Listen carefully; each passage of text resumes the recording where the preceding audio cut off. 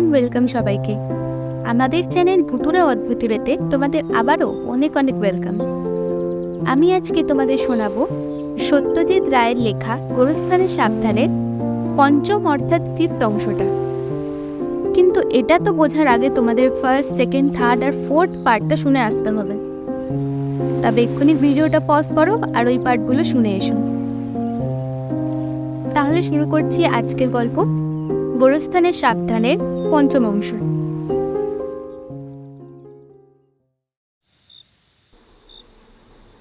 ভূতের ভয় গেছে টোটালি। ব্যাং ডাকছে, ঝিঝি ডাকছে। একটা ঝিঝি বোধ হয় আমাদের পাশের কবরেই আস্তানা গেড়েছে। চলন্ত মেঘের এক একটা খণ্ড বোধ হয় একটু বেশি ঘন বলেই অন্ধকারটা হঠাৎ হঠাৎ গাঢ় হয়ে উঠেছে। তার ফলে সমাধিগুলো তালগোল পাকিয়ে চোখের সামনে একটা জমাট বাঁধা অন্ধকার ছাড়া আর কিছুই দেখা যাচ্ছে না। আবার যেই চাঁদ বেরোচ্ছে অমনি সমাধিগুলোর একপাশে আলো পড়ে সেগুলো পরস্পর থেকে আলগা হয়ে যাচ্ছে। ফেলুদা পকেট থেকে চিকলেট বার করে আমাদের দিয়ে নিজে দুটো মুখে পুরবে। গাড়ির শব্দ ক্রমেই কমে আসছে। 1, 2, 3 করে সেকেন্ড গুনে হিসাব করে দেখলাম একটানা প্রায় 8 মিনিট ধরে ব্যাং, ঝিঝি আর দমকা হাওয়ার পাতার সরসর ছাড়া আর কোনো শব্দ শোনা যাচ্ছে না। মিডনাইট, চাপা স্বরে লালমোহনবাবু বললেন। মিডনাইট কেন বললেন? আমি 2 মিনিট আগে হাত বাড়িয়ে আমার রিস্ট ওয়াচের চাঁদের আলো ফেলিয়ে দেখেছি বেজেছে 11:25। জিজ্ঞেস করাতে বললেন, না এমনি বলছি। মিডনাইটের একটা বিশেষ ইয়ে আছে তো। কি ইয়ে? গোরস্থানে মিডনাইট তো, তার একটা বিশেষ ইয়ে আছে। কোথায় যেন পড়েছি। তখনই ভূত বেরোয়। লালমোহনবাবু কয়েকবার এক্স এক্স বলে শেষের বার এক্সের স্বরটাকে সাপের মতো কিছুক্ষণ টেনে রেখে চুপ মেরে গেলেন। আমার পাশে একটা প্রায় শোনা যায় না খত শব্দ থেকে বুঝলাম ফেলুদা হাতের আড়ালে দেশলাই জ্বালালো। তারপর হাতের আড়ালেই একটা 4 মিনিট ধরিয়ে হাতের আড়ালেই টান দিয়ে ধোঁয়া ছাড়ল। আকাশে মেঘ বাড়ছে, গাড়ির আওয়াজ হাওয়া, হাওয়ার আওয়াজ হাওয়া, সব সারা, সব শব্দ শেষ। আমার শরীর ঠান্ডা, গলা শুকনো, ঠোঁট চেটেও ঠোঁট ভিজল না। চি এরপরে একগাদা রিফলা দিয়ে একটা পেঁচা ডেকে উঠল। একসঙ্গে দুটো থাপ্পড়ের আওয়াজে বুঝলাম লালমোহনবাবু হাত দিয়ে হাই স্পিডে কান ঢাকলেন। ফেলুদা ধীরে ধীরে উঠে দাঁড়ালো। একটা গাড়ি থেমেছে। কত দূরে সেটা এত রাতে বোঝা যাবে না। দরজা বন্ধর শব্দ। মন বলছে শব্দটা উত্তরে পার্ক স্ট্রিট থেকে নয়, পশ্চিমের রডন স্ট্রিট থেকে। ওদিকে গেট নেই, পাঁচিল আছে, পাঁচিলের উপর কাঁচ বসানো। আমাদের চোখ তবু লোহার গেটের দিকে। লালমোহনবাবু মুখ খুলতে যাচ্ছিলেন। ফেলুদা আমার কাঁধের উপর দিয়ে হাত বাড়িয়ে ওর কাঁধে চাপ দিয়ে থামিয়ে দিলেন। কিন্তু কেউ তো আসছে না গেটের দিকে।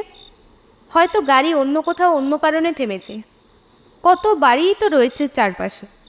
হয়তো কেউ নাইট শো দেখে ফিরল। আশা করি তাই। তাহলে এই গাড়িটা নিয়ে ভাববার কিছু থাকেন। ফেলুদা কিন্তু শটান দাঁড়িয়ে আছে পিছনের দেয়ালের সঙ্গে সাঁধিয়ে। তার সামনেই একটা থাম। চারিদিকে বাদুড়ে অন্ধকার। কেউ দেখতে পাবে না আমাদের, কিন্তু আমরা তাদের দেখব কি করে যদি তারা এসে থাকে? দেখবার দরকার নেই, একটু পরেই সেটা বুঝতে পারলাম। চোখের দরকার নেই, কাজ করবে কান।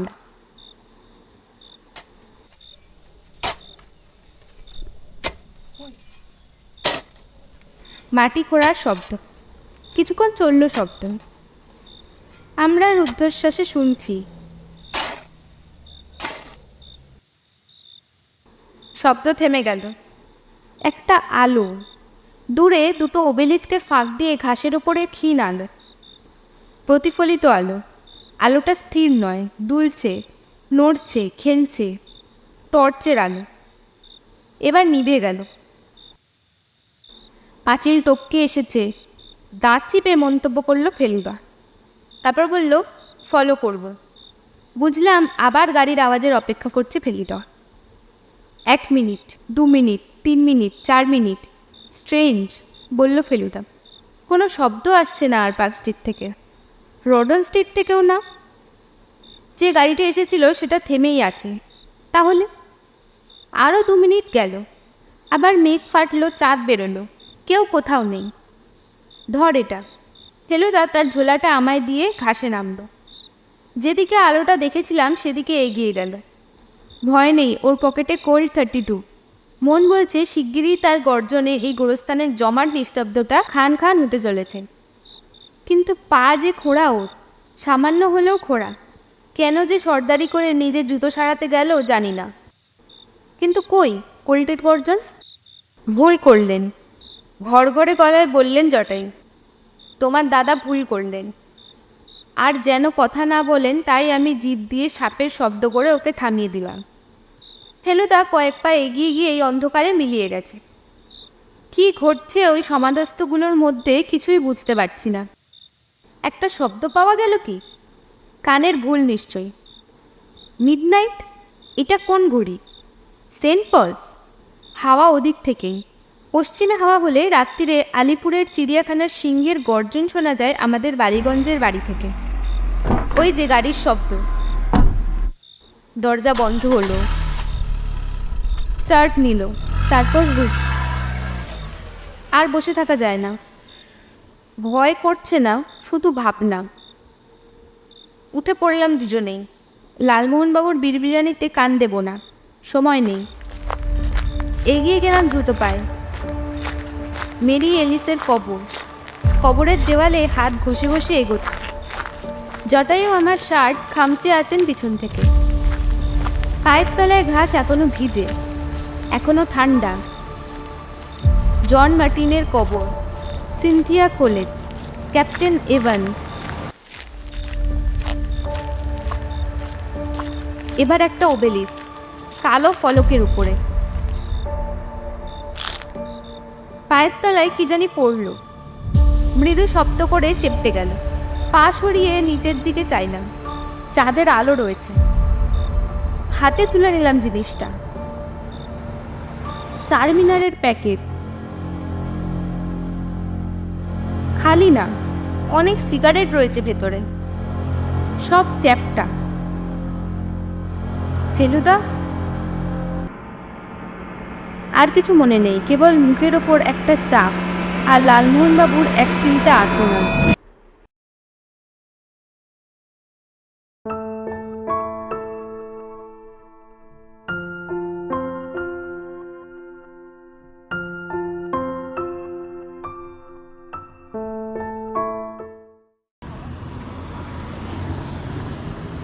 জ্ঞান হয়ে প্রথমেই মনে হলো পুরীর সমুদ্রের ধারে রয়েছে। এত হাওয়া সমুদ্রের ধারেই হয়। কান ঠান্ডা, নাক ঠান্ডা, চুল উঠছে। কিন্তু জল কোথায়? বালি, ঢেউ কোথায়?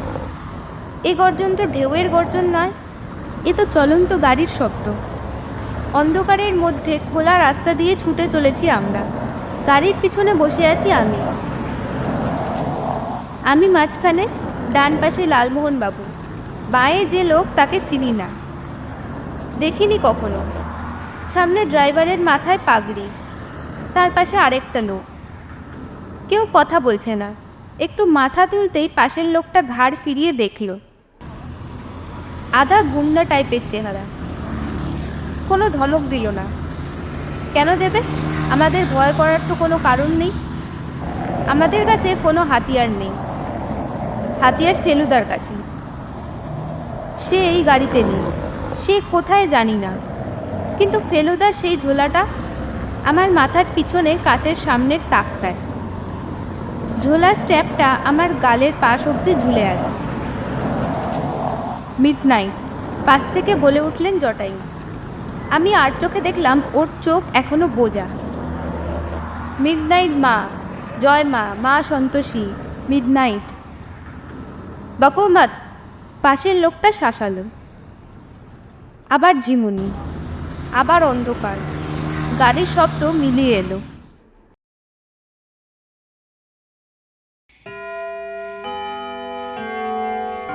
এরপর আবার যখন চোখ খুললো তখন মন বলছে দেখব কোনো মন্দিরের ভিতর আছে।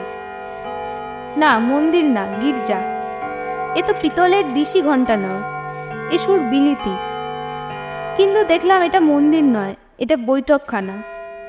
মাথার উপর ঝাড় লণ্ঠন, তবে সেটা জ্বলছে না। ঘরে আলো বেশি নেই, কেবল একটা ল্যাম্প। সেটা একটা মখমলে মোড়া সোফার পাশে একটা টেবিলের ওপর রাখা। আমিও বসে আছি মখমলের সোফায়, বসে না, আধশোয়া। আমার পাশেই লালমোহনবাবু, তার চোখ বন্ধে। আমার ডান দিকে পরের সোফাটায় বসে আছেন ফেলুদা, তার মুখ গম্ভীর। তার কপালের ডান দিকে একটা অংশ কালো হয়ে ফুলে আছে। বাঁয়ে আমাদের দিকে মুখ করে দাঁড়িয়ে একটা লোক, যাকে আমরা প্যারেলাল বলে চিনি। তার হাতে রিভলভার, কোল্ট 32, নির্ঘাত ফেলুদারটা। আরও 3 জন লোক দাঁড়িয়ে আছে আমাদের দিকে মুখ করে। কেউ কোনো কথা বলছে না, কথা বলার লোক বোধহয় এখনো আসেনি।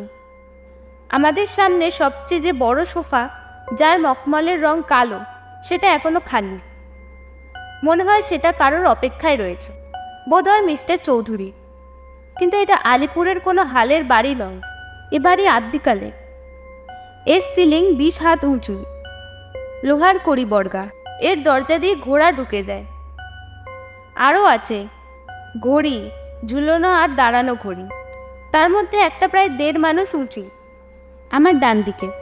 এই ঘড়িগুলোই বাজছিল একটু আগে, এখনও মাঝে মাঝে বেজে উঠছে। রাত 2টো। ফেলুদার সঙ্গে একবারই চোখাচোখি হয়েছে। ওর চোখের ভাষাটা আমি জানি বলেই ভরসা পেয়েছি। ওর চোখ বলছে, ঘাবড়াসনি, আমি আছি। Good morning mister Meter. বিলিতি নিয়মে রাত 12টার পরেই মর্নিং। ভদ্রলোককে দেখতে পাইনি, কারণ ল্যাম্পের ঠিক পিছন দিকের দরজা দিয়ে ঢুকেছেন। এখনো মখমল, আগের বার যা দেখেছিলাম তার চেয়েও বেশি। না হওয়ার কোনো কারণও নেই। এখন উনি আপ, ফেলুদা ডাউন। ওতে কি আছে প্যারেলাল? ওটা সার্চ করা হয়েছে ভালো করে? ভদ্রলোকের চোখ গেছে ফেলুদার ঝোলার দিকে। ওটা যে কখন ফেলুদার কাছে চলে গেছে জানি না। প্যারেলাল জানালো যে ওতে বই খাতা আর ছবি ছাড়া আর কিছু নেই। একটা বোতল ছিল, সরিয়ে রাখা হয়েছে। কিছু মনে করবেন না এভাবে ধরে আনার জন্য। গলায় একটু বেশি পালিশ দিয়ে ফেলুদাকে উদ্দেশ্য করে কথাটা বললেন মিস্টার চৌধুরী। ভাবলাম পেরিক্যাল রিপিটারের সম্পর্কে যখন আপনার এতই কৌতূহল, তখন জিনিসটা আমার হাতে এসে পড়ার মুহূর্তে আপনি থাকলে হয়তো খুশিই হবেন। ক্যা বলবন্ত, সাফা হুয়া ঘড়ি? একজন ভৃত্য মাথা নেড়ে বলল, ঘড়ি সাফা হয়ে এলো, এক্ষুনি আসবে। 200 ইয়ার্স গ্রেভের মধ্যে পড়েছিল, বললেন মিস্টার চৌধুরী। উইলিয়াম এই কথাটা আগে আমাকে বলেনি। বলেছে তার কাছে পেরিক্যাল ঘড়ি আছে, অথচ আনবো করে দেরি করেছে। তারপর চাপ দিতে বলল, ঘড়ি আছে মাটির নিচে, তাই দেরি হচ্ছে। ডেড বডির পাশে পড়েছিল, তাই বললাম বুরুশ দিয়ে ঝাড়ন দিয়ে সাফা না করে আমার কাছে আনবে না। ডেটলের পোঁচ দিয়ে দেওয়ার কথাও বলেছে। ফেলুদার শটান হয়ে আছে মিস্টার চৌধুরীর দিকে।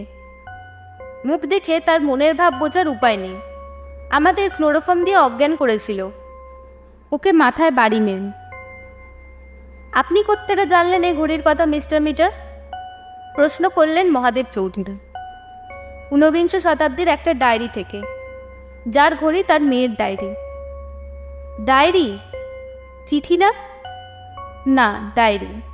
মিস্টার চৌধুরী তার বিলিতি সিগারেটের প্যাকেটটা বার করেছেন পকেট থেকে, আর সেই সঙ্গে সোনার লাইটার আর সোনার হোল্ডার। আপনার সঙ্গে উইলিয়ামের পরিচয় নেই? হোল্ডারে সিগারেট ঢোকালেন মিস্টার চৌধুরী। উইলিয়াম নামে আমি কাউকে চিনি না। ফস করে মিস্টার চৌধুরীর ডানহিল লাইটার জ্বলে উঠল। তাহলে ওই ডায়েরি পড়েই আপনার ঘড়িটার উপর লোভ হয়েছিল? লোভ জিনিসটা তো আপনার একচেটিয়া মিস্টার চৌধুরী। মখমলের ওপর মেঘের ছায়া, 2 আঙুলে ধরা হোল্ডারটা ঈষৎ কাঁপছে। আপনি মুখ সামলে কথা বলবেন মিস্টার মিটার। সত্যি কথা বলতে আমি মুখ সামলাই না মিস্টার চৌধুরী। আমার উদ্দেশ্য ছিল ঘড়ি যাতে গডউইনের কবরেই থাকে, আপনার মতো লোকের হাতে। ফেলুদার কথা শেষ হলো না। একজন লোক হাতে একটা সিল্কের রুমালের ওপর একটা জিনিস এনে মিস্টার চৌধুরীকে দিল। চৌধুরী জিনিসটা হাতে তুলে নেওয়ার সঙ্গে সঙ্গে আমার পাশ থেকে একটা গোঙানির শব্দ হলো। লালমোহনবাবুর জ্ঞান হয়েছে, আর হয়েই মিস্টার চৌধুরীর হাতের জিনিসটা দেখেছেন। জিনিসটা তিনি খুব ভালো করেই চেনেন। মিস্টার চৌধুরীর অবস্থা যে কী হলো সেটা আমার পক্ষে লিখে বোঝানো খুব মুশকিল। ফেলুদাকেই বলতে শুনেছি যে গানের 7 সুর আর রামধনুর 7 রঙের মধ্যে একটা সম্পর্ক আছে, কিন্তু একটা মানুষের গলায় আর মুখে এত কম সময়ে এত রকম সুর আর এত রকম রং খেলতে পারে সেটা ভাবতে পারিনি। গালাগাল যা বেরোলো মানুষটার মুখ দিয়ে সেটা শোনা যায় না, বলা যায় না, লেখাও যায় না। ফেলুদা অবশ্যই নির্বিকার। আমি বুঝতে পারছি এটা তারই কীর্তি। কাল যখন দুপুরে 10 মিনিটের জন্য সে গোরস্থানে ঢুকেছিল তখনই সে এই কাজটা করে এসেছে, কিন্তু আসল ঘড়ি কি তাহলে নেই? কুককেলভির ঘড়িটাকে মিস্টার চৌধুরী উন্মাদের মতো ছুঁড়ে ফেলে দিলেন তার ডান পাশের খালি সোফাটার দিকে, আর তারপরেই তিনি হুঙ্কার দিয়ে উঠলেন, विलियम साहब को बुलाओ और वो रिवॉल्वर दो हमको। प्यारेलाल रिवॉल्वरটা মিস্টার চৌধুরীর হাতে দিয়ে বেরিয়ে গেল ঘর থেকে। মিস্টার চৌধুরী 2-1 বার স্কাউন্ডেল, সুইন্ডলার ইত্যাদি বলে সোফা ছেড়ে উঠে অত্যন্ত অহিষ্ণুভাবে পায়চারি শুরু করলেন। এবার প্যারেলাল সেই পিছনের দরজা দিয়ে আরেকটা লোককে সঙ্গে নিয়ে ঢুকল। আবছা অন্ধকারে দেখলাম কাঁধ অব্দি লম্বা মাথার চুল আর ঠোঁটের পাশে ঝুলে থাকা গোঁফ, পরনে প্যান্ট, শার্ট আর সুতির কোট। কি ঘড়ি নিয়ে এসেছো তুমি কবর খুঁড়ে? বজ্র গম্ভীর গলায় প্রশ্ন করলেন মিস্টার চৌধুরী। তিনি আবার সোফায় গিয়ে বসেছেন, তার হাতে এখনো রিভলভার, দৃষ্টি এখনো ফেলুদার দিকে। যা পেয়েছি তাই এনেছি মিস্টার চৌধুরী। আগন্তুক কাতর স্বরে জবাব দিল। আপনাকে ঠকিয়ে আমি কি পার পাবো? আপনি এত বড় এক্সপার্ট, তাহলে সে চিঠির কথা কি মিথ্যে? ঘর কাঁপিয়ে প্রশ্ন করলেন মহাদেব চৌধুরী। তা কি করে জানবো মিস্টার চৌধুরী? ওটার ওপর ভরসা করেই তো সব কিছু। এই তো সেই চিঠি, দেখুন না। আগন্তুক একটা পুরনো চিঠি বার করে মিস্টার চৌধুরীর হাতে দিল। চৌধুরী সেটায় চোখ বুলিয়ে বিরক্তভাবে সেটাকে ছুঁড়ে ফেলে দিলেন পাশের সোফার উপর। আর ঠিক সেই সময় হেসে উঠল ফেলুদা, কান খোলা হাসি। এমন হাসি ওকে অনেকদিন হাসতে দেখিনি। হাসির কি পেলেন আপনি মিস্টার মিটার? গর্জন করে উঠলেন মহাদেব চৌধুরী। কোনো মতে হাসিটাকে একটু চেপে ফেলুদা উত্তর দিল, আপনার এত নাটকীয় আয়োজন সব ভেস্তে গেল দেখে হাসি পেল মিস্টার চৌধুরী। চৌধুরী রিভলভার হাতে আবার সোফা ছেড়ে উঠে পুরো কার্পেটের ওপর দিয়ে নিঃশব্দে হেঁটে এগিয়ে এলেন ফেলুদার দিকে। আমার নাটক কি শেষ হয়ে গেছে ভাবছেন মিস্টার মিটার? আসল ঘড়ি যে আপনার কাছে নেই তার কি বিশ্বাস? আপনি তো গোরস্থানে অনেকবার গেছেন, আজও তো উইলিয়ামের আগে আপনি পৌঁছেছেন। আপনার কাছে ঘড়ি থাকলে সে ঘড়ি হাত না করে কি আমি ছাড়ব? আপনি যেখানে সেটা লুকিয়ে এসেছেন সেখান থেকে আপনাকেই সেটা বার করে দিতে হবে মিস্টার মিটার। আর ঘড়ি যদিও নাও থেকে থাকে, এই চিঠি যদি মিথ্যা হয়ে থাকে, তা হলেও যে আমি আপনাকে ছেড়ে দেবো এটা কি করে ভাবছেন? আপনার সব ব্যাপারে নাক গলানোর অভ্যাসটা যে আমার পক্ষে বড্ড অসুবিধাজনক মিস্টার মিটার। কাজেই নাটক ফুরিয়েছে কি করে বলছেন? নাটক তো সবে শুরু। ফেলুদার গলায় এবার আমার একটা খুব চেনা সুর দেখা দিল। এটা ও নাটকের চরম মুহূর্তে ব্যবহার করে। লালমোহনবাবু বললেন, এই সুরটা নাকি ওকে তিব্বতী সিঙ্গার কথা মনে করিয়ে দেয়। আপনি ভুল করছেন মিস্টার চৌধুরী। নাটক এখন আমার হাতে, আপনার হাতে নয়। এই মুহূর্ত থেকে আমি নাটকটা চালাবো। আমি বিচার করব আপনাদের দুজনের মধ্যে কার অপরাধ বেশি, আপনার না যিনি উইলিয়াম বলে।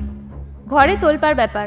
উইলিয়াম একটা প্রচণ্ড লাফ দিয়ে তার সামনে দাঁড়ানো প্যারেলালকে এক ঘুষিতে ধরাশায়ী করে বাইরের দরজার দিকে ধাওয়া করেছে। চৌধুরীর রিভলভারের গুলি তাকে হাত দুয়েকের জন্য মিস করে দরজার বাঁদিকে একটা দাঁড়ানো ঘড়ির কাচের ডায়াল খান খান করে দিল। আর সবাইকে অবাক করে সেই সঙ্গে শুরু হয়ে গেল সেই যখন ঘড়ির ঘণ্টাধ্বনি। মিস্টার উইলিয়ামকে ধরতে আরও দুজন লোক ছুটছে, কিন্তু তারা বেশি দূর যেতে পারল না। তাদের পথ আটকেছেন কয়েকজন সশস্ত্র লোক। তারা এবার উইলিয়াম সমেত সকলকে নিয়ে বৈঠকখানায় এসে ঢুকল। সামনের ভদ্রলোককে দেখে বলে দিতে হয় না যে ইনি একজন পুলিশ ইন্সপেক্টর। সঙ্গে আরও 5 জন পুলিশ কনস্টেবল ইত্যাদি। আর সবার পিছন দিয়ে সাগ্রহে উকি দিচ্ছেন লালমোহনবাবুর ড্রাইভার হরিপদ দত্ত। সাবাস হরিপদবাবু, বলল ফেলুদা। আপনিই তো ফেলু মিত্তির। ঠিক লোকের দিকে চেয়ে প্রশ্নটা করলেন ইন্সপেক্টর মশাই। কি ব্যাপার বলুন তো? মিস্টার চৌধুরীকে তো চিনি, কিন্তু ইনি কে? ফেলুদা এর উত্তর দেওয়ার আগে হতভম্ব মহাদেব চৌধুরীর হাত থেকে নিজের রিভলভারটি অনায়াসে বার করে নিয়ে বলল, থ্যাংক ইউ মিস্টার চৌধুরী। এবার আপনি কাইন্ডলি আপনার নিজের জায়গায় গিয়ে বসুন তো, নাটকের বাকি অংশটা দেখার সুবিধে হবে। আর তাছাড়া আপনাকে কালো মখমলে মানায় বড্ড ভালো। আর মিস্টার উইলিয়াম, ফেলুদার দৃষ্টি ঘুরে গেছে, আপনার চুল আর গোফটাতে কিন্তু আপনাকে হুবহু আপনার পিতামহের মতো দেখাচ্ছে। ও দুটো খুলবেন কি দয়া করে? পুলিশ টান দিতেই উইলিয়ামের গোফ আর পরচুলা খুলে এলো, আর অবাক হয়ে দেখলাম উইলিয়ামের জায়গায় দাঁড়িয়ে আছে নরেন বিশ্বাসের ভাই গিরিন বিশ্বাস। এবার বলুন তো মিস্টার বিশ্বাস, বলল ফেলুদা, আপনার পুরো নামটা কি? কেন, আমার নাম আপনি জানেন না? আপনার এখন দুটো নাম জানা যাচ্ছে, এই দুটো জুড়াই বোধহয় আপনার আসল নাম, তাই না? উইলিয়াম গিরীন্দ্রনাথ বিশ্বাস, তাই তো? অন্তত প্রেসিডেন্সি কলেজ ম্যাগাজিনে গোল্ড মেডেলিস্টের তালিকায় তো তাই বলছে। আর আপনার ভাইয়ের নাম বলছে মাইকেল নরেন্দ্রনাথ বিশ্বাস। ভিজিটিং কার্ডের এমটা হয়ে যাচ্ছে মাইকেল, তাই না? আপনারা বাংলা নামটা ব্যবহার করতেন বলেই বোধহয় নরেনবাবু ভিজিটিং কার্ডে এন না ছেপে এম ছেপেছিলেন, তাই তো? গিরিনবাবু চুপ। বোঝাই যাচ্ছে ফেলুদা ঠিকই বলেছে। আপনার দাদা আপনাকে কি বলে ডাকেন মিস্টার বিশ্বাস? তাতে আপনার কি প্রয়োজন? আপনি যখন বলবেন না তখন আমিই বলছি। উইল বলেই ডাকেন আপনার দাদা। হাসপাতালে জ্ঞান হওয়ার পর তিনি আপনার নামই উচ্চারণ করেছিলেন 2 বার, তাই না? এবার ফেলুদা লাল খামটা থেকে একটা বড় ছবি টেনে বার করলে। দেখুন তো গিরিনবাবু, এদের চেনেন কি না? এই ছবি হয়তো আপনাদের বাড়িতেও নেই, কিন্তু বোর্ন অ্যান্ড শেপার্ডে ছিল। স্বামী স্ত্রীর ছবি, যাকে বলে ওয়েডিং গ্রুপ। ভদ্রলোকের চেহারার সঙ্গে গিরিনবাবুর চেহারার আশ্চর্য মিল, আর ভদ্রমহিলা মেম সাহেব। ফেলুদা বলল, চিনতে পারছেন এদের? ইনি হচ্ছেন পার্বতীচরণ, অর্থাৎ P.C. বিশ্বাস, আপনার প্রপিতামহ। ইনি যে খ্রিস্টান হয়েছিলেন সেটা তো এর পোশাক দেখেই বোঝা যাচ্ছে। আর এই মহিলাটি হচ্ছেন টমাস গডউইনের নাতনি, ওই চিঠিটা যিনি লিখেছেন তিনি, ভিক্টোরিয়া গডউইন। এর কুমারী অবস্থার ছবিও বোর্ন অ্যান্ড শেপার্ডে রয়েছে। এই ভিক্টোরিয়া আপনার প্রপিতামহের মতো একজন নেটিভ খ্রিস্টানকে ভালোবেসে তার ঠাকুরদাদার বিরাগ ভাজন হয়েছিলেন, কিন্তু মৃত্যুশয্যায় টম গডউইন ভিক্টোরিয়াকে ক্ষমা করে যান। তার 1 বছর পরেই পার্বতীচরণ ভিক্টোরিয়াকে বিয়ে করেন। তার মানে হচ্ছে এই যে কলকাতায় একটি নয়, 2টি পরিবারের সঙ্গে টম গডউইন নাম জড়িত রয়েছে, একটি রিপন লেনে আর একটি নিউ আলিপুরে। আর আশ্চর্য এই যে দুজনের কাছেই এমন দলিল রয়েছে যাতে টমাসের ঘড়ির উল্লেখ রয়েছে। এক হলো ভিক্টোরিয়ার এই চিঠি, আরেক হলো টমাসের মেয়ের শার্লট গডউইনের ডায়েরি। আশ্চর্য ঘটনা, গল্পকে হার মানায়। ভিক্টোরিয়ার লেখা চিঠির একটা তারা বহুকাল থেকেই নাকি নরেনবাবুদের বাড়িতে রয়েছে পুরনো ট্রাঙ্কের মধ্যে, কিন্তু কেউ গরজ করে পড়েনি। পুরনো কলকাতা নিয়ে লিখতে শুরু করার পর নরেনবাবু চিঠিগুলো পড়েন, তখনই টমাস গডউইনের ঘড়ির ঘটনাটা জানতে পারেন আর ভাইকে সে সম্বন্ধে বলেন। গিরিনবাবু ফেলুদার জেরার ঠেলায় কাহিল, কিন্তু এখনও তাকে রেহাই দেওয়ার সময় আসেনি। ফেলুদা হঠাৎ প্রশ্ন করলে, আপনার কি রেসের মাঠে যাওয়ার অভ্যেস আছে মিস্টার বিশ্বাস? ভদ্রলোক কিছু বলার আগেই মিস্টার চৌধুরী খেকিয়ে উঠলেন, আমার কাছ থেকে টাকা আগাম নিয়ে সব ঘোড়ার পিছনে খুইয়েছে, আর এখন কবর খুঁড়ে কুককেলভির ঘড়ি এনে হাজির করেছে, অকর্মা কথাকার। ফেলুদা চৌধুরীর কথায় কান না দিয়ে গিরিনবাবুকেই উদ্দেশ্য করে বলে চলল, তার মানে টম গডউইনের একটি গুণ আপনি পেয়েছেন, আর সেই কারণেই বোধহয় এত বড় একটা ঝুঁকি নিয়েছিলেন। উত্তরটা এলো বেশ ঝাঁজের সঙ্গে। মিস্টার মিত্তির, আপনি ভুলে যাচ্ছেন যে 100 বছর পেরিয়ে গেলে কবরের ভিতর কোনো জিনিসের ওপর কোনো ব্যক্তিবিশেষের আর কোনো অধিকার থাকে না। ওই ঘড়িটা এখন আর টম গডউইনের সম্পত্তি নয়। সেটা জানি মিস্টার বিশ্বাস, ও ঘড়ি সরকারের সম্পত্তি, আপনারও নয়। কিন্তু কথাটা হচ্ছে, আপনার অপরাধ তো শুধু ঘড়ি চুরির চেষ্টা নয়, অন্য অপরাধও আছে।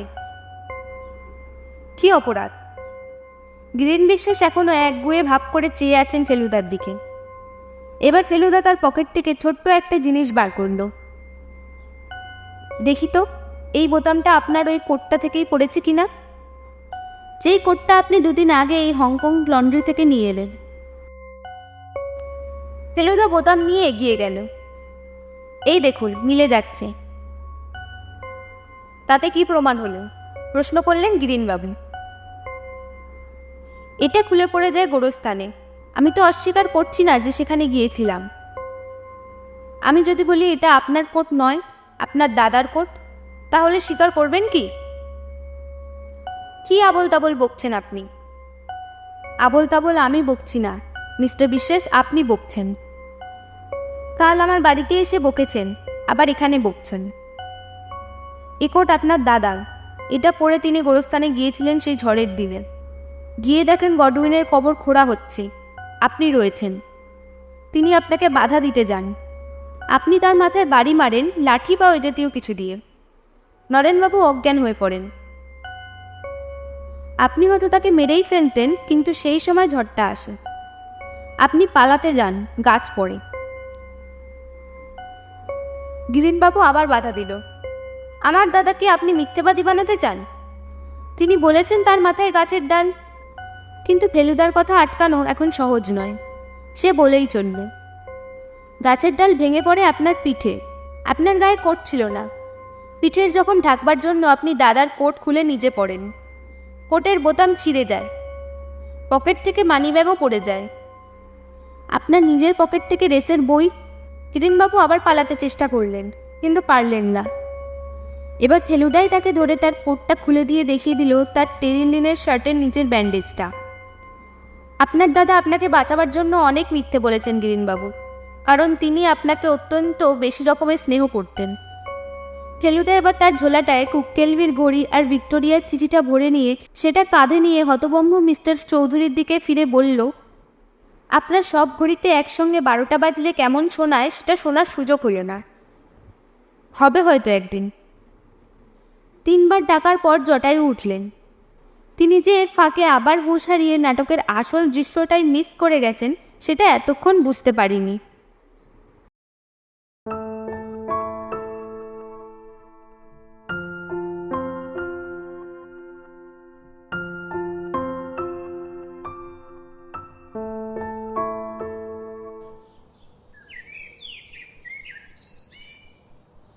এসব লোককে দাবিয়ে রাখা যায় না রে, পুলিশও কিছু করতে পারে না। মহাদেব চৌধুরীর মতো লোকগুলো হলেও এক একটা হিটলার। কাজ গুছিয়ে নিতে এরা কত লোককে যে টাকার জোরে হাতের মুঠোর মধ্যে রাখে তার ঠিক নেই।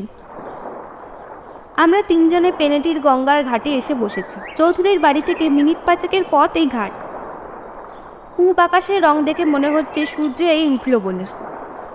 হরিপদবাবু অক্ষরে অক্ষরে ফেলুদার নির্দেশ পালন না করলে আজ আমাদের কী দশা হতো জানি না।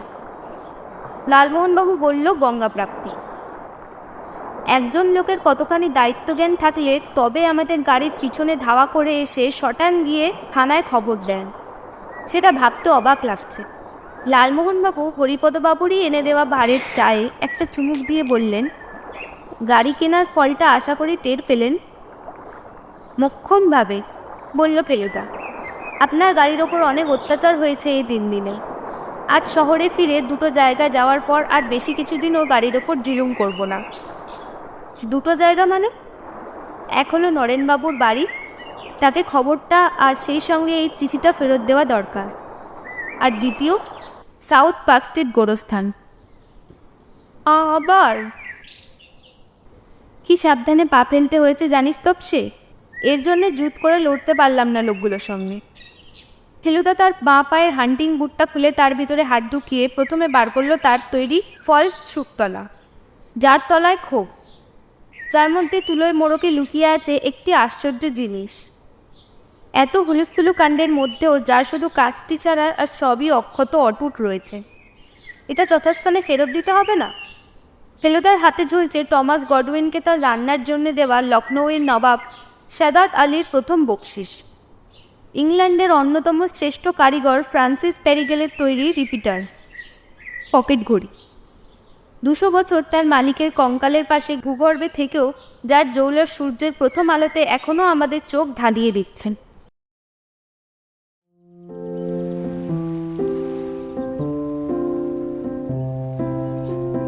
সত্যজিৎ রায়ের লেখা গোরস্থানের সাবধান গল্পটি এখানেই শেষ হলো। এর পরের দিন আমরা চলে আসব নতুন একটা ভূতের গল্প নিয়ে। এই ধরনের রহস্য এবং ভূতের গল্প শোনার জন্য আমাদের চ্যানেলটা সাবস্ক্রাইব করে রাখো আর বেল আইকনটিও অন করে দাও। আমরা প্রত্যেক শনিবার ভূতের এবং রহস্যের কিছু ভুতুড়ে এবং অদ্ভুতুড়ে গল্প নিয়ে হাজির হয়ে এই চ্যানেলে। তাহলে আজকের মতো বিদায়, পরের দিন আবার চলে আসবো নতুন একটা গল্প নিয়ে। বাই।